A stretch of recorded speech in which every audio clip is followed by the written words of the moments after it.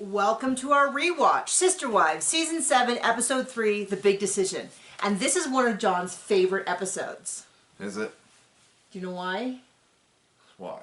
Because the rewatch was only 22 minutes instead of 42. That was much better. So the early seasons, the show used to be, I think it used to be an hour, and then it became at 2 hours. But in reruns, they have cut them down significantly. So we're missing a lot of stuff that used to be there. It's hard to believe that we're missing much, but it probably would have been a lot of stuff. I bet you there would have been a lot of stuff in there that would have been, they consider filler, but we would be like, ha ha, they did say it. That kind of thing. But this is called The Big Decision, and we get the answer to the investors. Stupid question. But, of course, the big issue is, do we ever see these people again? I am positive we never see them again. I don't know if we ever hear about them. I mean, this whole thing sure made them look not smart. Yeah, and the fact that they didn't just discuss the fact openly that they have a TV show, I know where they do it. And can't sell their tchotchkes. So the rule of reality TV in most cases is that during the normal season, they don't acknowledge they're on a reality TV show. And then during the tell-alls and the reunions, that's where they discuss the fact that they're on a TV show. That's what they do with Sister Wives, that's what they do with The Real Housewives, that's what they do with a lot of other places, is they sort of don't break the fourth wall, so to speak. And so, like, when they gave their pitch for the business, they said things like, people are fans of our family, and they like who we are, which is not, I feel, is a deep misunderstanding of why people watch most reality shows. I would say most reality shows are not aspirational. There's a few exceptions. We watched The Little Couple. Remember that show? We watched The Rural Juror. No. What was that show called? Jury Duty? Okay. It's called Jury Duty. Oh, what are you talking about? Pauly Shore. No, I'm not talking about that. With Pauly Shore? Wasn't he in Jury Duty? Anyway, no, the one with the guy, and it was, he thought it was all real. Jury Duty! Is that what it was called? Jury Duty, yes! Oh. Yes! My gosh. Well. But Pauly Shore, James Marsden. I don't. Pauly Shore. I thought he was in a movie called Jury Duty.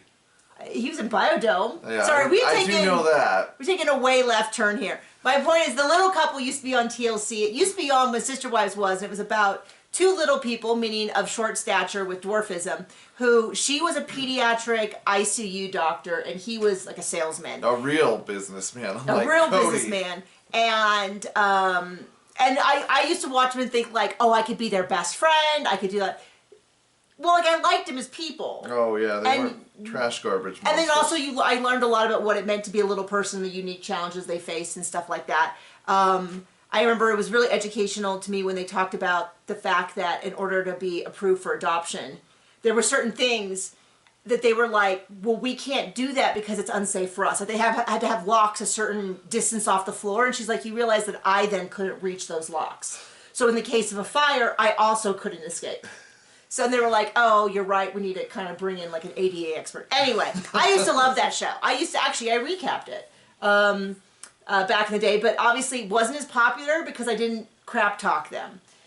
So we are, by the way, rewatching my old recaps. They're on a playlist below. If you go into the bio, you can see that I have Season 7 with the date of when I originally filmed them, and then I have a rewatch Season 7, which will have the new season of Season 7 that'll show you after we've watched the whole show. But so far what I found is I just watched my old recaps and go, I am so smart. I cannot believe how much I caught. What's always surprising to me is... I mean, yes, you are, but... Well, it's just funny because how much of the notes that I make now are exactly the same as the observations I made back then. Yeah. If you want a treat. Sorry, we're rambling here. It's a short episode, whatever. So we get the decision, but we never see these people again. I don't know if they're even ever mentioned. And in fact, when they give an offer, it's not even really an offer because it's very contingent. We'll get to that. So it opens up with the main plot of this episode is they're going to find out what the investment people are going to answer. But first, Mary has her own journey, and it's very odd. And the reason I say that is because she's like, well, she has to go back up to Lehigh to see the house. I'm not totally sure why Mary's in charge of it. Maybe she's the only one. I guess she's the only Well, one she who can doesn't travel. have a husband or kids at home, so Right. I mean, send a single lady. My understanding was that Janelle bought it, the house originally. But they're going to go up to Lehigh. At some point, there was a flood. There was a water break somewhere in the house. They kept saying flood, and in my mind, oh, maybe it was that. In my mind, a flood is like exterior water coming in. Requires an ark. Right. Yeah. But for some reason during the course of the episode, I thought it was more like a water main break. But maybe it was. For some reason, I thought anyway. There was flooding, things to be repaired. What's funny is Cody's like, I don't want this house to look like a polygamous house. And I was like, they could have just then sold it as a duplex. They could have just shuttered the doors. God forbid, a polygamist house in Plig Central, Utah. Well, my thought was, at least now, a house that you could then live in one part and rent out the other two. Mm-hmm. Or, like in our house, we're not a Plig house, but we would have loved it if we had gotten a Plig house with a separate kitchen, because then my mother-in-law could have lived with us and yet had her own kitchen. Because she's in that kitchen a lot. She's a terror. She's a terror. No, we love it, but it was like when we were looking at houses, when there was a separate living space, we were like, this is awesome. And then we're like, maybe when our son gets older, if he can't afford to buy a house at the way things are going, he can live in that space. Anyway, so she goes up there to go to Utah, and then while she's there, she's going to see a friend she hasn't seen since kindergarten, since her family moved away when she was 7. But how did they reconnect? The friend found her on social media. And you're like, I mean, I get it. If I had gone to school with like Taylor Swift, I'd be reaching out to her too and be like, remember me? Here's a picture of us together when we were 7 years old. But it's not exactly like, it made me for some reason sad, because I'm like, she has no kids at home. Her husband has abandoned her. She doesn't have a great relationship with her sister wife. So now she's meeting up with people that she hasn't seen in 37 years that she last saw when she was 7. But they go up there, they look at the house, they're going to do some remodeling so they can sell it. There's another subplot, which is even smaller than Mary's, about Janelle, and she's going to climb a rock wall. And Logan was there to support her, which was really sweet. And it was funny because Sean is her new one, right? So what's funny about the investment people, is it reminds me of her first trainer, where they're like, we're going to do a business together. Let's look at places. Let's go hang out. And then all of a sudden, out of nowhere, they just go, the gym was too expensive. We're going to do my sister's wife's closet. And we never see that dude again. And I bet you, someone should go hunt him down. 'Cause I bet you he's got some pretty... He's like, they wanted me to do all this free work, and I did all this free work, and I brought in investors, and I put my word up, and then they just went, boom, we're done, and ditched me, and I never saw them again. I bet you that's kind of how it was. I would, yeah, probably. Or he ditched them because they jerked him around for so long, and then made all these excuses as to why they couldn't do the gym. I do think the gym would have been a better idea than my sister wife's closet, because no one was going to buy that jewelry. But if there was a gym right down a lot of things would have been a better idea than that stupid crap. But if I needed a gym and there was a gym down the road, I wouldn't care if it was owned by weird reality people, as long as the price was right and the equipment was fixed. Mm-hmm. Do you know what I mean? Yep. I'd be like Tamara and what's her name from Real Housewives of Orange County. I'd be like, they're a bunch of weirdos, but whatever. So, I mean, it couldn't have been a worse idea. Right. So she goes to the climbing wall. She goes up about 4 feet, and she kind of freaks out. I understand that, especially if she has some body issues where she doesn't feel comfortable. Like, I could hurt myself. I know that I'm starting to get to the point where I'm a little bit more hesitant to do certain things, because I'm like, I could break a hip. I could break it. Like, it's not. I'm not saying I'm getting. What? I could break a hip. Stop it. No, but like where I find myself just slightly being a little bit more hesitant about certain things. I'm just saying it's starting.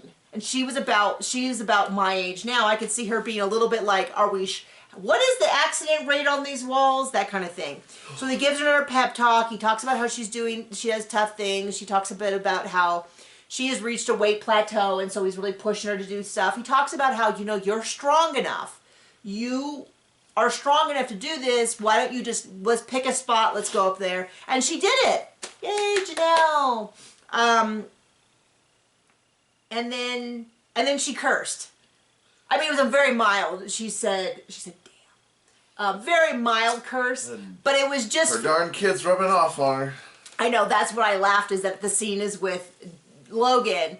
And now I admit it, the F-bomb and damn are not quite the same. They are not. I'm just saying, it's just, you see this general progression of them. I think, one of the things I think that they left over is that as the kids get older, they're not going to behave the same way at 8 that they did at 18. That doesn't always mean they're falling prey to the world. It means that they're naturally learning discretion of when and why, and you know, and some of that discretion involves doing it. So, but I thought it was kind of funny because, you know, we saw when we first met them, they were so, and now they're getting more and more open. And I think part of that, at least, is that Cody kind of abandoned all of them, and so they started figuring out the world on their own. And part of that was maybe some of these rules just don't seem to make sense anymore. Anyway, so we meet Mary, her sister Rebecca. He doesn't want to look too polygamous. Then they meet Sue Ellen, who they used to live in Bountiful, Utah. They drive by the house of where they used to be. And then the whole story about how Sue Ellen's father was on the council that kicked Mary's father out of the church. So when Mary was, and I realized, I don't know if I've ever heard Mary talk about her father this explicitly. I mean, we knew she had a father, we knew she grew up polygamous, but I'm realizing... Most people do have fathers. Well, I'm realizing things like, we saw Bonnie. I don't know that we ever... I always assumed Mary's father had passed, but I'm realizing, like, wow, I really don't know a lot about Mary's father. Don't know much about Janelle's father either. Okay.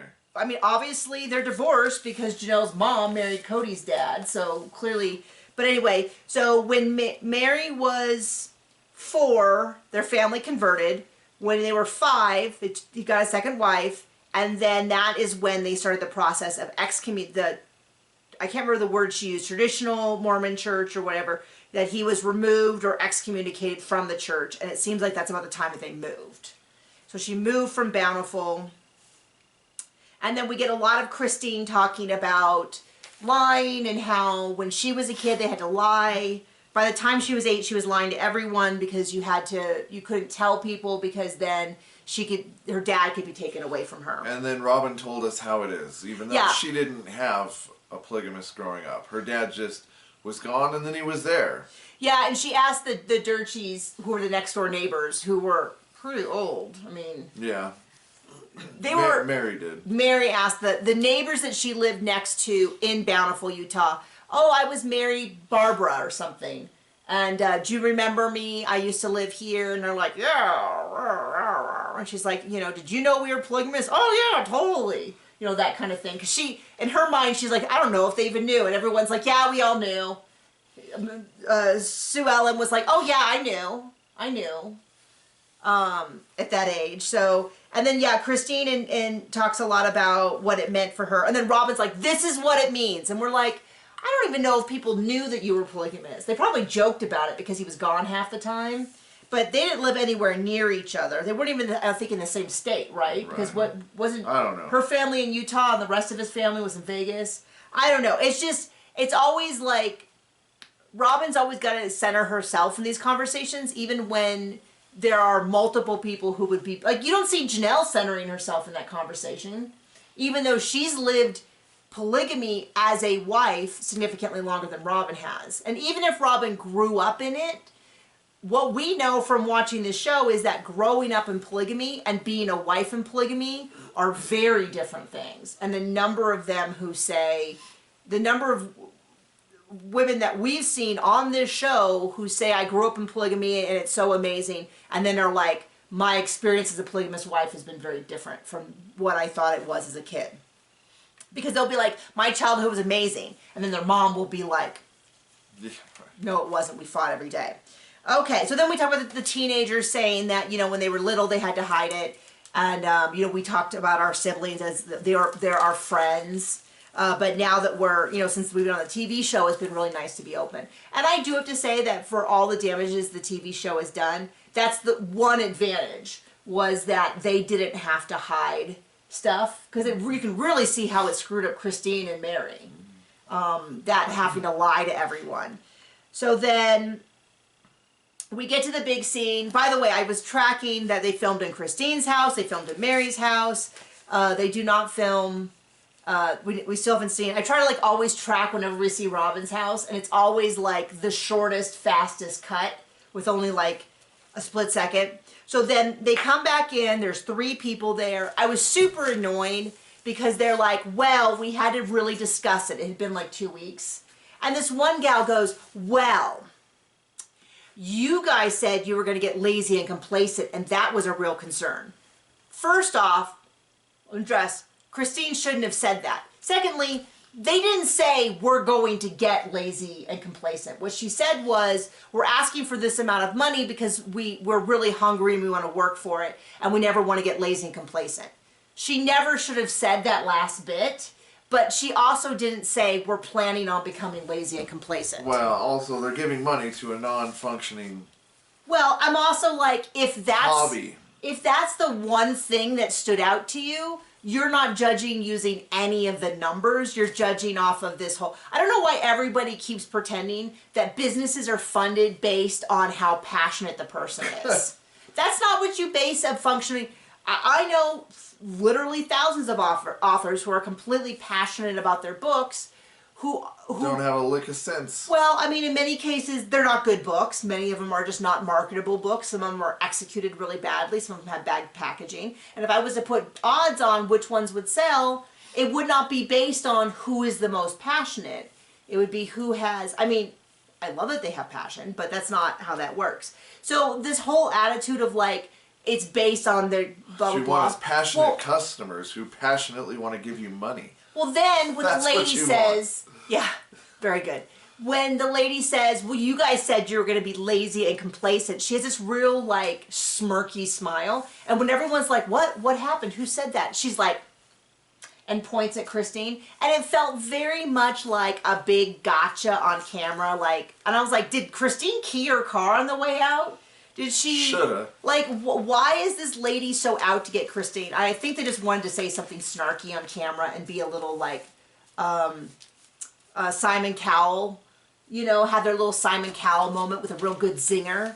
So then they make a big deal about it. And I'll say, Robin did stick up for Christine.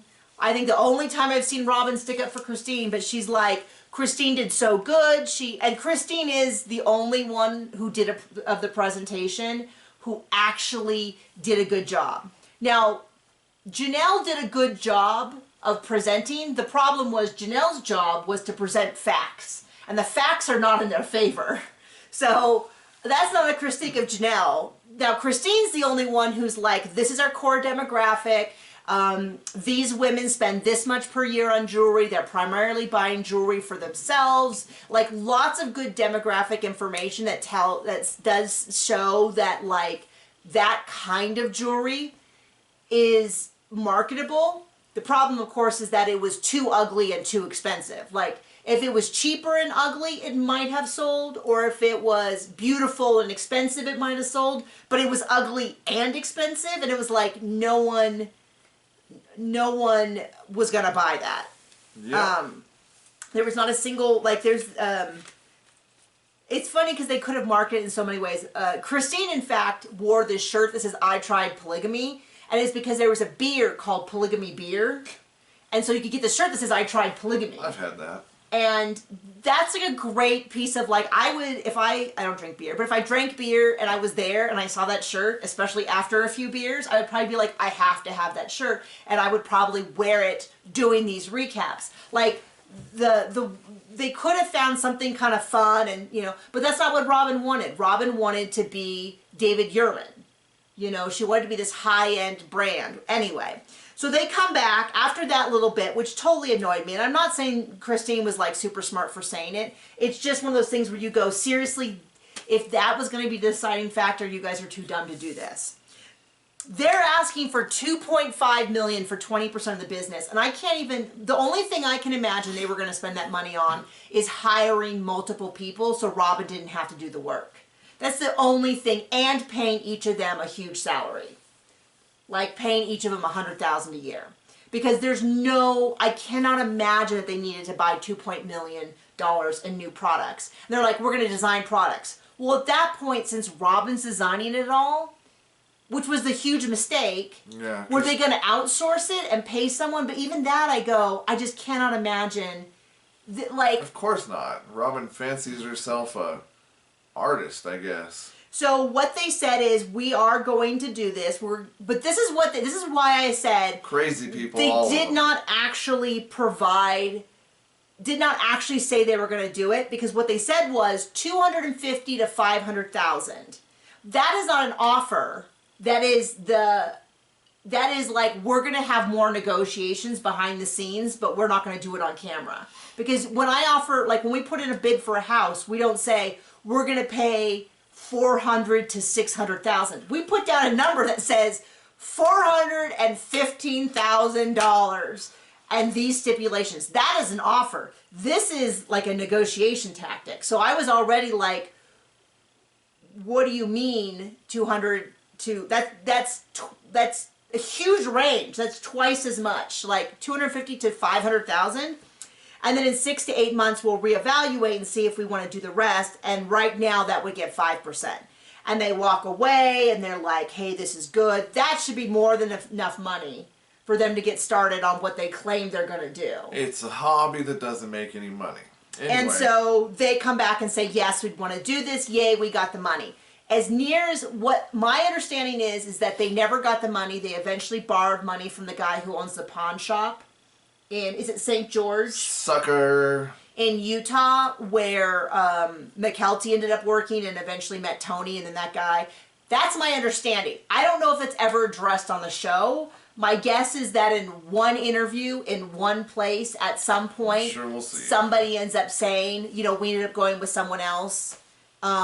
Or something, probably when McKelty moved. That's probably offhandedly they said it. If you know where it is, please let me know. A lot of you have shockingly, amazingly good memories. I think I have an okay memory, especially for sister wives. But man, some of you are so much smarter. So, but I don't understand even what this offer was, because it's not really an offer. It's like saying, we're going to offer you the job for somewhere between 40 and 60 an hour. You go, well... Right. Is that what my check is going to say? 40 to 60 an hour? Like, what's happening? So I think already at this point, what they were doing was saying that for the camera. And then afterwards was like, okay, you need to show me a proposal of how that money will break down. And they're like, well, we're going to pay each of us $50,000. And they're like, well, that's not what we paid for, or something. I would like, if we're starting a list of people that I would like to hunt down and get a real story from, it's going to be, the story is endless. I've already mentioned this episode, the original personal trainer. And now I'd also like to find these investment bankers to find out what we weren't actually being told. And I bet you, it would not surprise me the least bit if they said a lot more critical things. And that was someone else's theory, was they said a lot of other critical things and they left in just the bit about criticizing Christine. Mm. And they actually were like, and Robin's an idiot and Cody's got his head up his butt. And just on and on and on. So thank you so much for joining us. This rewatch is really fun. Next week we have another short episode, and then we're back to the long ones. Thank you. Bye.